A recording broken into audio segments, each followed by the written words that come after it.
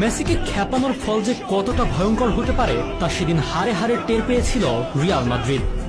ওই দিন কিছু বুঝে ওঠার আগেই বার্নাব্যুর গ্যালারিতে থাকা ৮০,০০০ দর্শককে থমকে দিয়ে তিনি জানান দেন, মেসি রাজত্ব এই তো এখানে, রিয়ালের মাটিতেই খুঁটি গেড়ে গেলাম। সাল ২০১৭ এল ক্লাসিকো নামটা যেন সার্থক হয়েছিল ২৪ এপ্রিলের সে ম্যাচে। কি ছিল না তাতে? আক্রমণ, পাল্টা আক্রমণ, গোল, পাল্টা গোল। খেলোয়াড়দের মেজাজ হারানো নাটকীয়তা সবকিছু যেন পর্ষা সাজিয়ে বসেছিল রিয়ালের মাঠ সান্তিয়াগো বার্নাব্যুতে। ছিল লাল কার্ডও।